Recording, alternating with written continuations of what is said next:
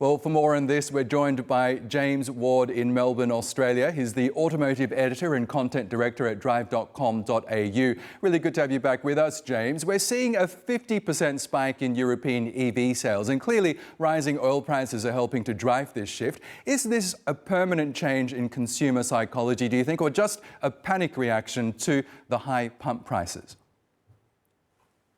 Oh, look, I think what we're seeing now is consumers are really beginning to understand what happens with volatile oil prices, and they're looking to say, well, hang on a minute, perhaps I am now ready for a new energy solution. And I think in countries like Australia, for instance, where we still have a lot of distance to cover, plug-in hybrids and even just plain hybrids are becoming the cars that people are looking at. We know interest here has gone through the roof. March sales data saw the most amount of both fully electric and plug-in hybrid vehicles sold in Australia. In fact, more were sold in March this year than were between 2011 and 2021 combined.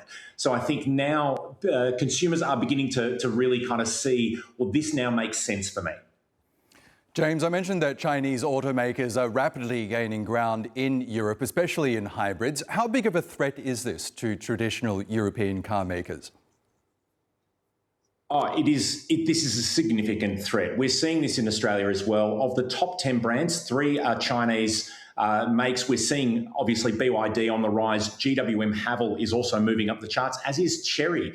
And I think their offering of high value with high technology and new energy powertrains, it is completely wiping the floor with traditional brands, particularly those ones from Europe that are finding it very difficult to compete on a price scale.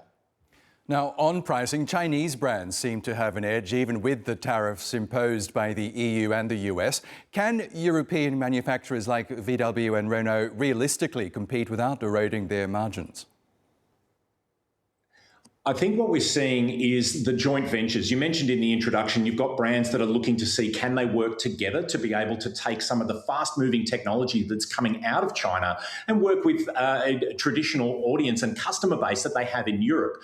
Again, we're seeing this out of Japan as one of the most interesting places. Mazda, for instance, is working with the Chang'an Group out of China. Their CEO actually saying at the Tokyo Motor Show last year, if you can't beat them, join them. So this idea of joint ventures and capabilities that will allow traditional European brands to move a lot faster in this market, I think we're going to see more of that.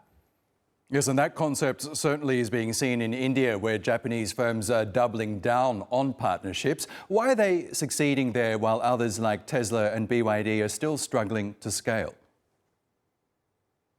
I think the idea of the acceptance of brands, you've got some of these emerging markets that do have a very, very low cost of entry for some of their vehicles. They are still a growing market and a developing market for car buyers. If you look at Europe and the US and even Australia, where you've got legacy brands and you've got obviously generational understanding of vehicles, the idea that there's still a lot of brand equity in some of the more established ones is very much there. In some of these faster moving and more developing markets, the consumers are happier to go lower end, cheaper is better to their mindset, whereas BYD and Tesla, they're developing a global product. So they have the same cars are on sale in every single market. They're pitched at a price point that may work in countries like the US and Australia and out of Europe, but in emerging markets like India, they may just even be outside of that price cap. Looking ahead, James, do you see the global auto market splitting into regional powerhouses, for example, China in EVs, Japan in hybrids and Europe in premium, or is this still anyone's game?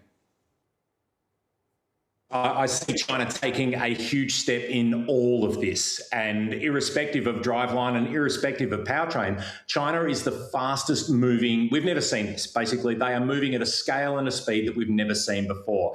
And I dare say they will be putting their links into every single market. We're seeing it already with the battery technology coming out from CATL and from BYD. That technology is underpinning legacy brands that we're seeing, like even Ford and Volkswagen. So this idea that China can be the world's global automotive powerhouse, I think is something that's going to happen within the next possibly 10 years.